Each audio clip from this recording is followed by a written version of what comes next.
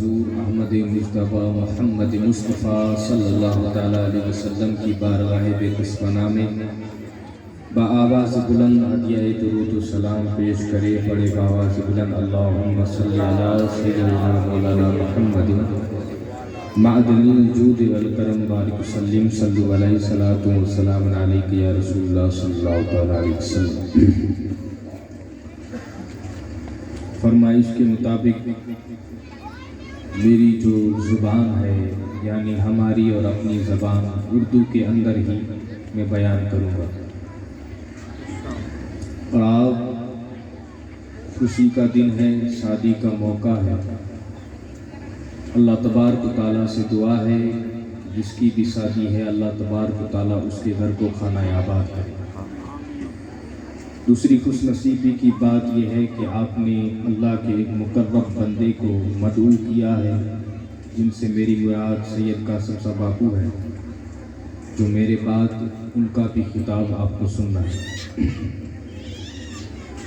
میں نے جو آپ کے پاس آیت کریمہ تلاوت کی، اس میں اللہ تبارک و تعالیٰ فرماتا ہے کہ میرے محبوب کی زندگی تمہارے لیے نمونہ عمل ہے، یعنی ہمارے لیے آئیڈل ہے۔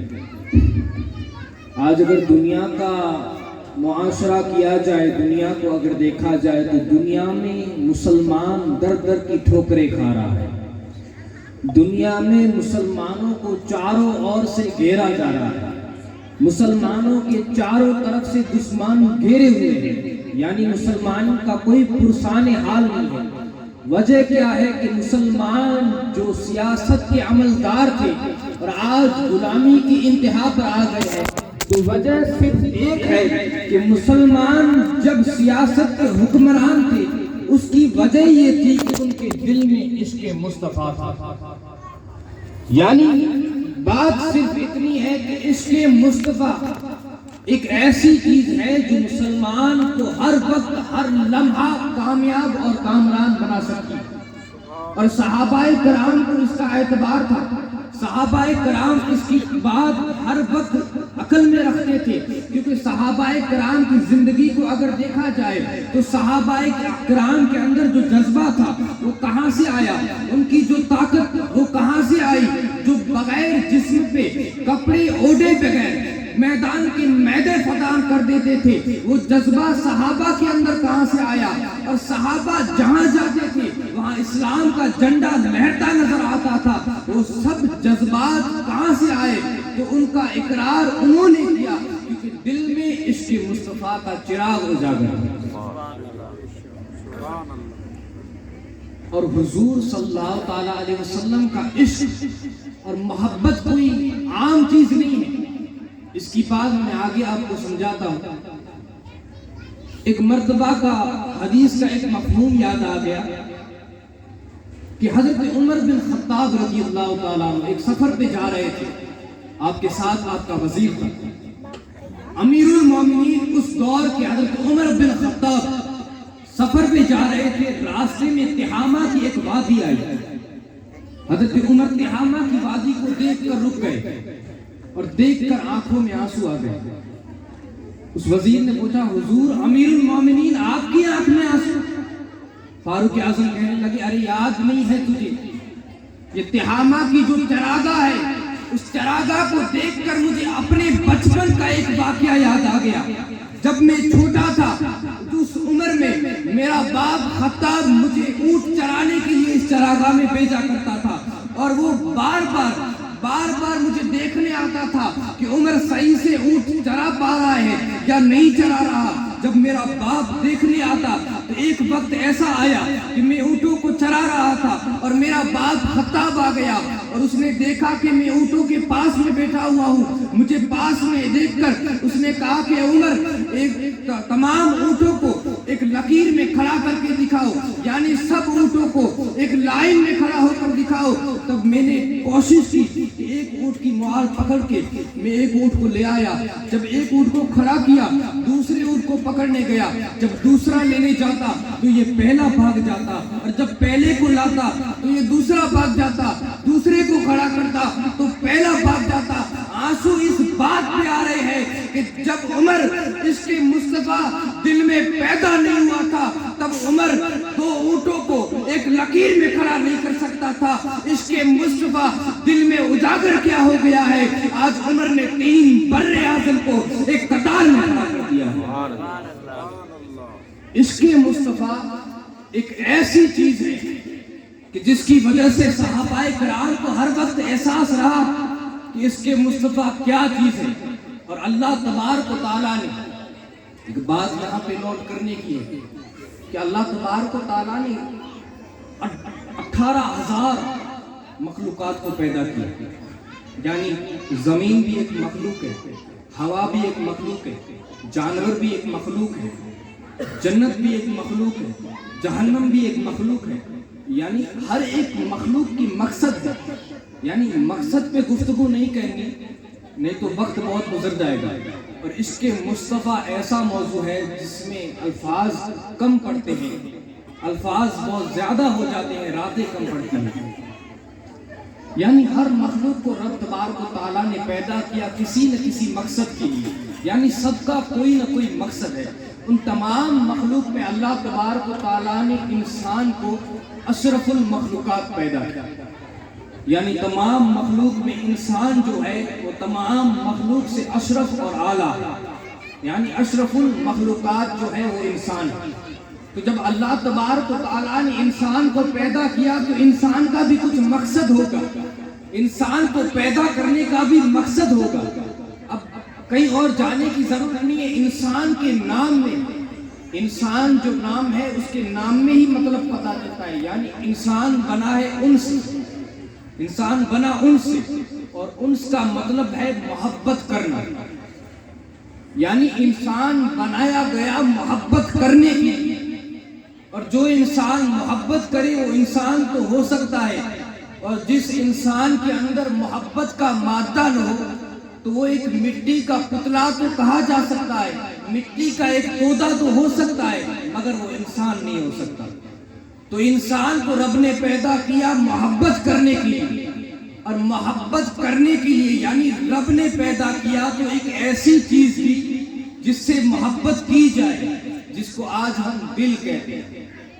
دل ایک ایسی چیز ہے, اگر دیکھا جائے تو ایک شاعر نے کہا ہے کہ بس 2 لفظوں سے بن جاتا ہے یہ دل, اور اگر پھیلا دیا جائے تو کائنات میں سما نہ سکے.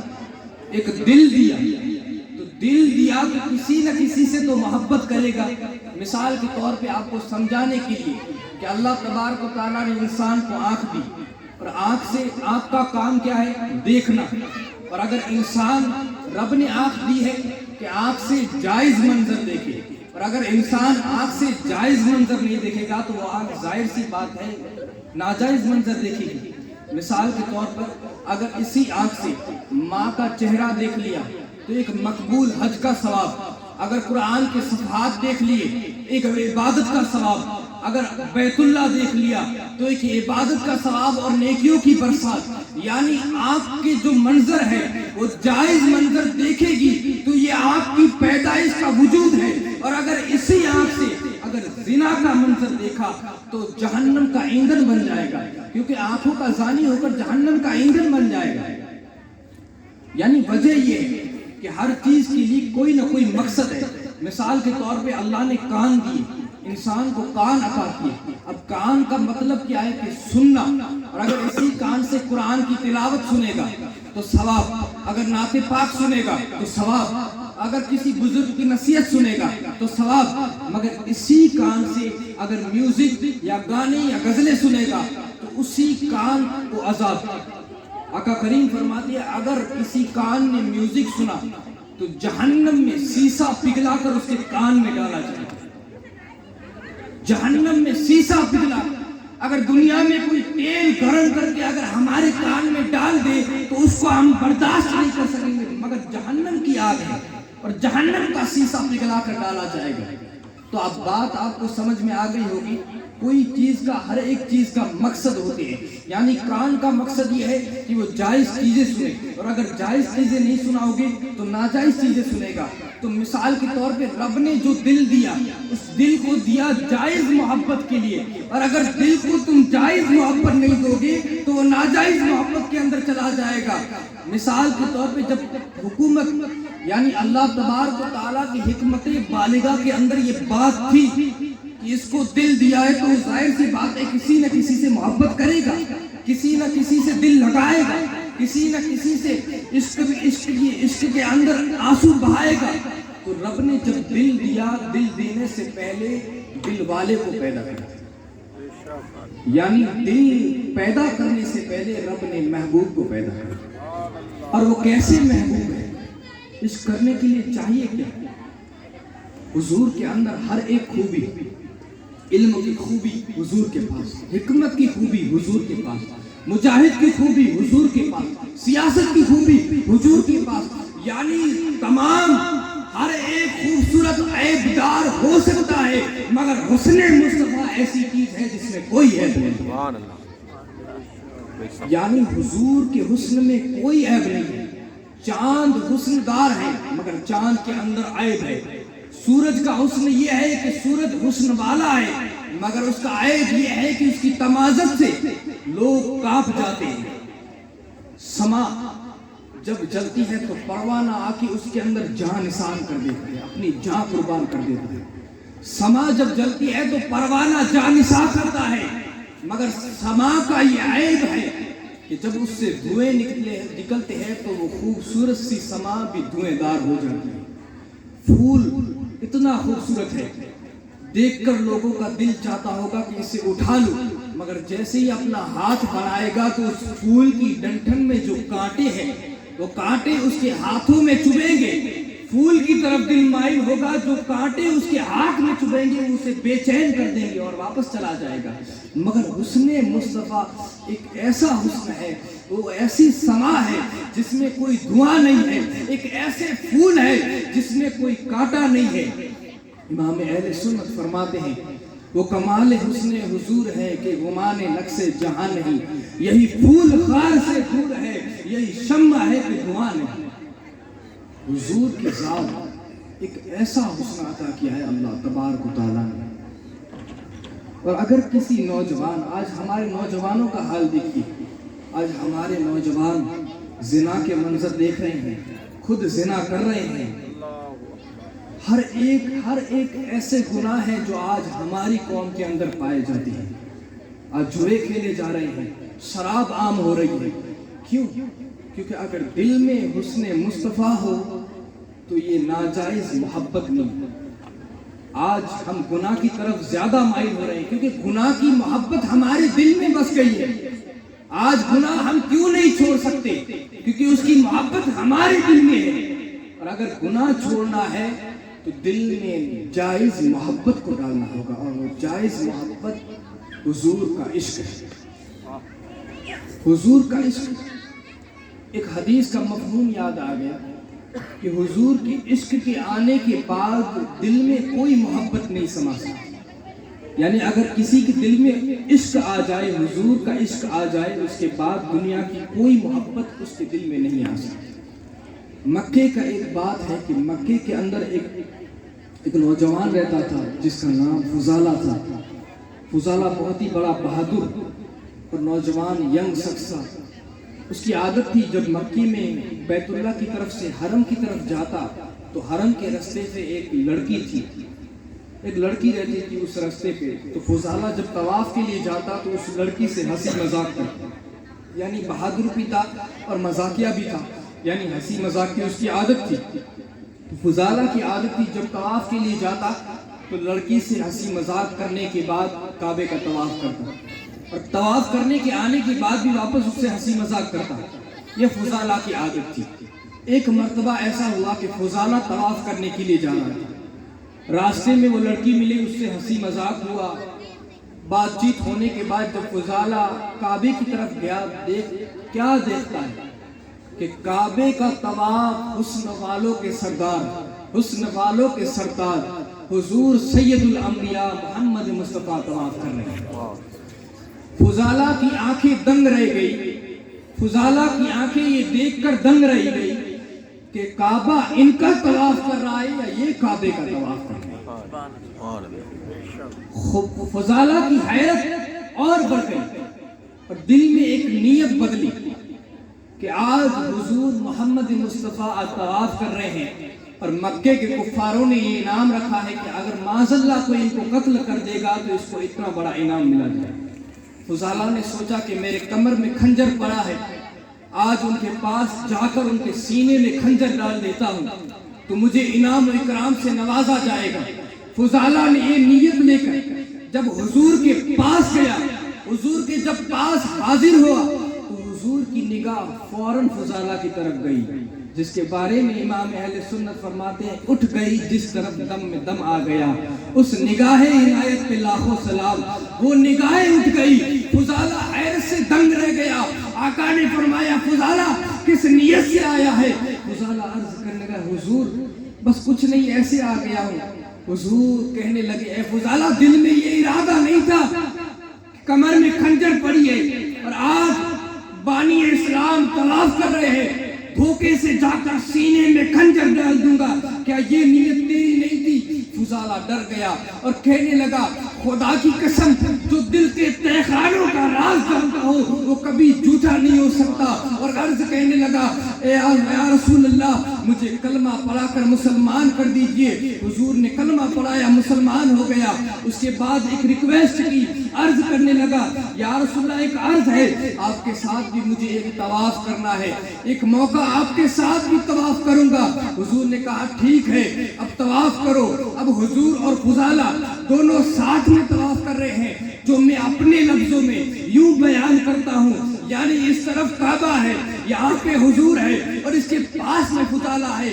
گویا کہ دنیا میں طواف کرنے والے بہت آئے بہت گئے، لیکن فضالہ نے جو طواف کیا وہ دنیا میں کسی نے طواف نہیں کیا، کیونکہ فضالہ تجھے پتا نہیں ہے تو ایک وقت میں دو کعبوں کا طواف کر رہا ہے۔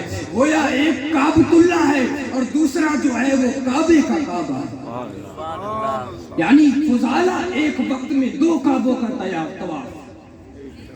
یا طواف کرنے کے بعد فضالہ واپس جب اسی گلی سے جاتا ہے تو وہ لڑکی انتظار کر رہی ہوتی ہے فضالہ آئے گا، کیونکہ دل لگی ہو گئی تھی، روز روز مذاق کرنے کے بعد ایک دل لگی، ایک محبت پیدا ہو گئی تھی۔ وہ لڑکی انتظار کر رہی تھی کہ فضالہ آئے گا اور میرے سے دل لگی کرے گا، وہی ہنسی مذاق والی باتیں ہوگی۔ لیکن اس مرتبہ جب فضالہ گیا تو نگاہیں نیچی تھی اور فوراً چلا گیا فضالہ۔ لڑکی نے دیکھا تو پکارا اے فضالہ کیا ہوا؟ آج تو نے ہنسی مذاق نہیں کیا۔ فضالہ کہنے لگا یہ دل اب کسی اور کا ہو چکا ہے، اب دل محمد عربی کا ہو گیا ہے اور ان کی محبت دل میں آ گئی ہے، اب کسی اور کی محبت اس دل میں نہیں آ سکتی۔ یہ محبت کا نتیجہ ہے۔ اگر محبت کرنی ہے تو ارے محبت کرے تو کیوں کرے، کوئی وجہ نہیں، ہزاروں وجہ ملے گی۔ اگر حسن کے اعتبار سے دیکھو حضور جیسا کوئی حسن والا نہیں ہے۔ ماں عائشہ صدیقہ ان کے بارے میں آتا ہے ایک مرتبہ حضور ماں عائشہ کی گود میں لیٹے ہوئے تھے، اپنا سر مبارک ماں عائشہ کی گود میں تھا۔ ماں عائشہ چاند کی طرف دیکھتی ہے اور کہتی ہے اے چاند تو خوبصورت ہے مگر تو سورج کی غیر موجودگی میں چمکتا ہے۔ اے چاند تو خوبصورت ضرور ہے مگر تیری خوبصورتی بس رات کو دکھتی ہے، جب سورج آتا ہے تو تیری خوبصورتی چلی جاتی ہے، مگر میرا جو چاند ہے وہ رات کو بھی چمکتا ہے، دن میں بھی چمکتا ہے۔ اے چاند تیری خوبصورتی جائل ہونے والی ہے مگر یہ چاند ہے جو اوروں کو بھی چمکاتا ہے۔ حضور نے سنا، بولا اے عائشہ تو شاعرہ کب سے ہو گئی؟ ماں عائشہ کہنے لگی یا رسول اللہ جب سے آپ کا عشق ہوا ہے اس کے بعد اے عائشہ شعر کہنے لگی ہے۔ یہ حضور کا عشق ہے۔ اور اگر علم نسب کی بات کرے تو حضور جیسا کسی کے پاس نسب نہیں ہے۔ اگر علم کی بات کرے تو علم کیسا علم، ماں کے پیٹ میں کیا ہے وہ بھی بول دیں گے، ماں کے پیٹ سے پیدا ہونے والا بچہ ہے یا بچی وہ بھی پتا ہے، وہ بچہ یا بچہ بڑا ہو کر نیک ہوگا یا بدکار ہوگا یہ بھی حضور کو پتا ہے. یہاں تک کہ قبر کے اندر کس کو عذاب دیا جا رہا ہے, کس کو ثواب دیا جا رہا ہے, یہ بھی مصطفیٰ کو. وہ حضور بس دو بات کہہ کے میں اپنی گفتگو کو ختم کروں گا کہ حضور صلی اللہ تعالیٰ علیہ وسلم نے امت سے کتنا عشق کیا, امت سے کتنی محبت کی, اور آج ہم کتنی محبت کر رہے ہیں.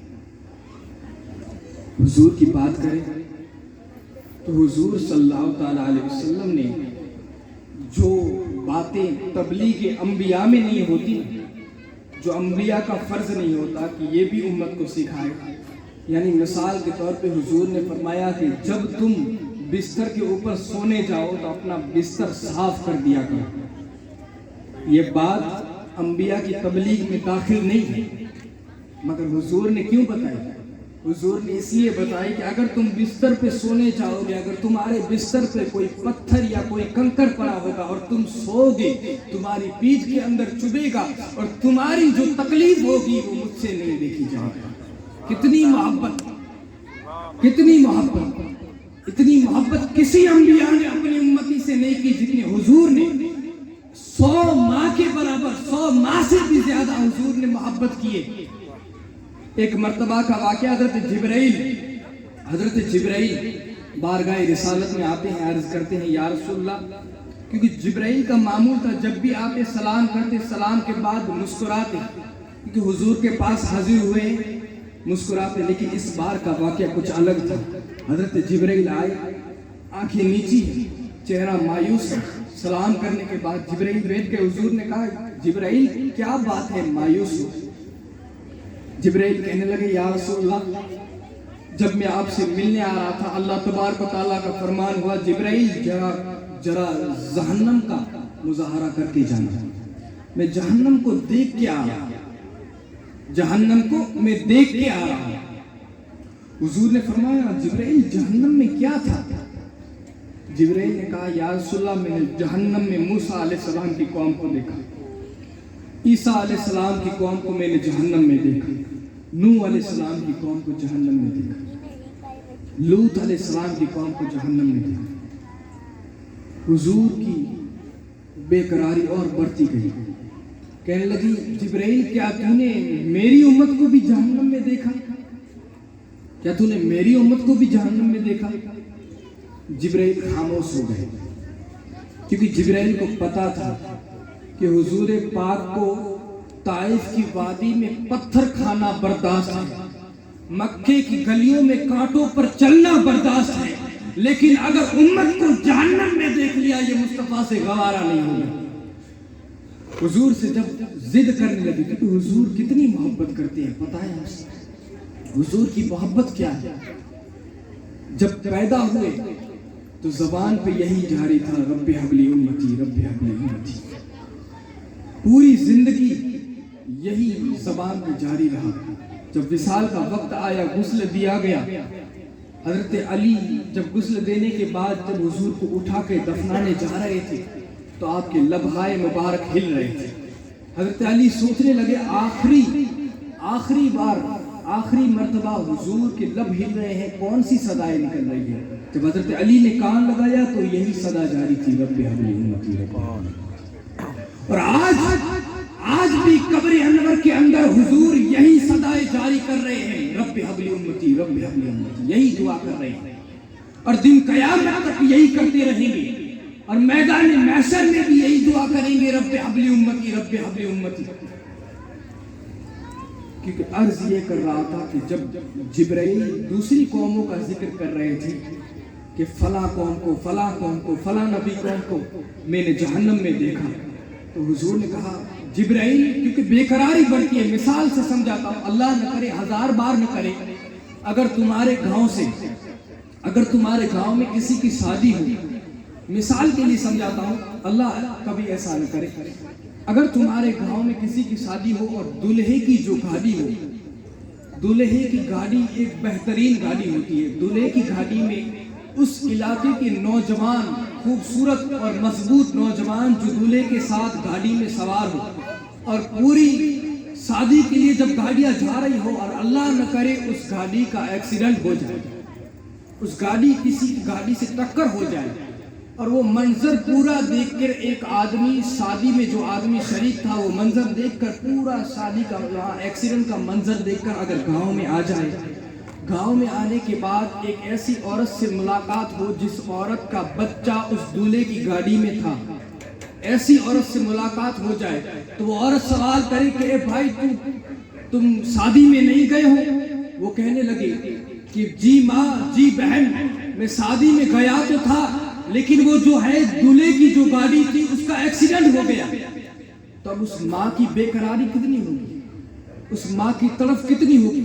और अगर वो ज्यादा कहे कि वो फला भाई साहब है, उसका जो लड़का है वो तो वहीं पे मर गया, फला जो है उसका लड़का, उसका पैर कट गया, फला का हाथ टूट गया, तो उस औरत की कैफियत क्या होगी, उस माँ की कैफियत क्या होगी? वो यही कहेगी कि यार तू सबकी छोड़, बस मेरे बच्चे की खबर दे कि मेरा बच्चा जिंदा है या मर गया। ये माँ की कैफियत होती है। उस वक्त हुजूर की यही कैफियत थी कि जिब्राइल तू सारी उम्मतों को छोड़, बस मेरी उम्मत का बता, क्या तूने मेरी उम्मत को जहन्नम में देखा या नहीं देखा? जिब्राइल मायूस होके आंखों से कहने लगे, या रसूलल्लाह, हाँ, मैंने आपकी उम्मत को भी जहन्नम में देखा, मैंने आपकी भी उम्मत को जहन्नम में देखा।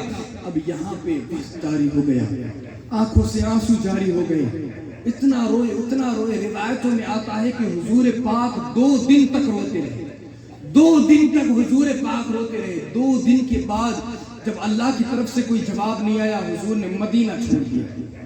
मदीने के पास में एक गार है जिसे आज भी गारे सजदा कहा जाता है, उस गार के अंदर चले गए। यहाँ 2-3 दिन हो गए कि मदीने वालों में एक अजब सा माहौल चल गया।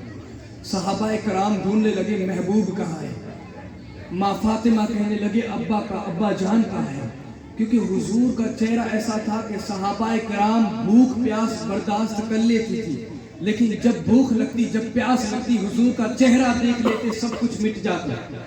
जब हुजूर का चेहरा 3 दिन हो गए हुजूर नहीं मिले, तो तमाम सहाबा जमा होकर यहाँ हजरत अबू बकर सिद्दीक चंद सहाबाए कराम को लेकर जब मदीने से बाहर गए, तो मदीने से बाहर क्या माहौल था कि एक जंगल है, वहाँ पे एक चरवाहा है, उस चरवाहे के पास में उसकी 4-5 बकरियां उसको घेरे हुए हैं और बकरियों की आंखों में आंसू जारी है। जब सहाबाए कराम ने ये मंजर देखा, उस चरवाहे से कहा, क्या तूने हमारे पैगंबर को देखा है, क्या तूने हमारे नबी को देखा है? उस चरवाहे ने कहा, नहीं, मैं तुम्हारे पैगंबर को तो नहीं जानता, मैं तुम्हारे नबी को तो नहीं जानता, हाँ अलबत्ता इतना जानता हूँ कि यहाँ एक गार है, उस गार से एक रोने की एक ऐसी आवाज, एक ऐसी दर्दनाक आवाज बुलंद होती है, जिस आवाज को सुनकर मेरी बकरियां चरना भूल जाती है। उस आवाज जब फिजा में बुलंद होती है, उस फिजा की आवाज को सुनकर पहाड़ रोने लगते हैं। वो ऐसी आवाज है जिसे हम सुन नहीं सकते, और उस आवाज के अंदर जब एक अल्फाज निकलते हैं, वो अल्फाज यूं तरतीब पाते हैं, रब्बि हबली उम्मती, रब्बि हबली उम्मती। हजरत अबू बकर ने जब ये सुना तो समझ गए कि इस दौर में उम्मत के लिए इतनी दुआ करने वाला कोई और नहीं हो सकता, बल्कि हमारे मुस्तफा हो सकते हैं। वहाँ जो फौरन गार के अंदर गए तो क्या देखते हैं, एक नुकीला पत्थर है जिसके ऊपर हुजूर ने अपनी पेशानी रखी हुई है। उस पेशानी रखने के बाद इतने आंसू जारी है, गोया उस पत्थर पर आंसुओं की नहर जारी हो गई है। उस हालत में देखकर हजरत अबू बकर ने कहा, या रसूलल्लाह, अब सर उठाइए, आपकी उम्मत को अल्लाह तबारक व तआला बख्श देगा। इतनी मोहब्बत। जब आज भी, मैंने कहा ना, आज भी हुजूर कब्र अनवर में यही सदा बुलंद कर रहे हैं। और इमाम अहले सुन्नत फरमाते हैं कि अगर किसी का कान बजे, मिसाल के तौर अगर किसी के कान बजते हैं, पता है जब कान में आवाज आती है, पीछे मुड़ के देखते हैं तो कोई नहीं होता आवाज देने वाला। आला हज़रत फरमाते हैं, कुछ लोग कहते हैं कि पीछे से जो आवाज आती है और पीछे देखते हैं कोई नहीं होता, तो कुछ लोग कहते हैं जिन्नात था, भूत था, पलीत था। ये सब गलत है, क्योंकि अल्लाह तबारक हुजूर की हदीस का मफहूम है। अल्लाह तबारक व तआला ने इरशाद फरमाया, जब कान बजे तो दुरूद पाक पढ़ लिया करो। کیونکہ وہ کان اسی لیے نہیں بچتے کیونکہ قبر انور کے اندر سے مصطفیٰ دعا کر رہے ہیں، اور جب اللہ کا کسی بندے پہ کرم ہوتا ہے تو اس کرم کی وجہ سے اللہ تبارک و تعالیٰ اس کو بھی یہ آواز سنا دیتا ہے، اس کو بھی یہ آواز سنا دیتا ہے۔ یہ حضور ہم سے کتنی محبت کرتے ہیں اور حضور سے کتنی محبت کرنی چاہیے۔ اجازت ہو تو آخری بات، بس ایک عاشق کا ایک قصہ سنا کے میں اپنی گفتگو کو ختم کروں گا کہ عاشق کیسا ہونا چاہیے، عشق کیسا ہونا چاہیے۔ حضور کے دور میں ایک عاشق تھے جن کا نام اویس کرنی آتا ہے۔ کون اویس؟ جو اپنی ماں کی فرما برداری کی خاطر حضور کا دیدار کرنے نہیں گئے۔ کیسے تھے؟ حضرت اویس کو بچے، نوجوان لڑکے پتھر مارا کرتے، آپ کے جسم میں پتھر برسایا کرتے۔ حضرت اویس کہتے تھے مجھ پہ پتھر نہ برساؤ، مجھ پہ بڑے بڑے پتھر مجھے نہ مارو، چھوٹے چھوٹے پتھر مارو۔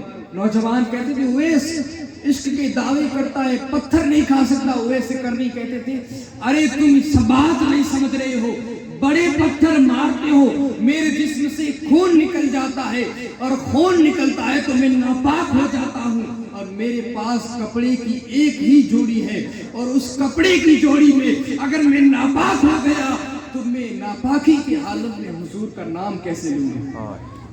یہ حضور کا عشق، جتنا عشق اتنی زیادہ تعظیم۔ کیسی تعظیم تھی؟ حضرت اویس دن بھر مزدوری کرتے تھے، دن بھر کما کے آتے، وہ پوری کمائی اپنی ماں کو دیتے، اپنی ماں کو کھلاتے، خود کیا کھاتے؟ جو ان کے گاؤں میں جو کھجوروں کی جو گٹلیاں ہوتی ہیں نا، کھجور کی گٹلیاں، اس گٹلیاں کو بھکا کرتے، اس کو پیس کے اس کو پھاکتے تھے اور اوپر سے پانی پی لیتے تھے، اور اگر کسی کے پھٹے پرانے کپڑے مل جائے تو وہ کپڑے پہنتے تھے۔ یہ حضور کی، یہ حضرت اویس کرنی کی زندگی تھی۔ آپ کی عادت تھی کہ روزانہ اپنی ماں کے پاس آتے اور کہتے ماں مجھے اجازت دیجیے حضور کے پاس ملنے جانا ہے۔ روزانہ ماں کہتی کہ بیٹے میں تجھے اجازت نہیں دے سکتی۔ روزانہ صبح کو آتے، شام کو آتے، ہر بار اویس کرنی یہی کہتے کہ ماں اجازت دیجیے مجھے دیدار کے لیے جانا ہے۔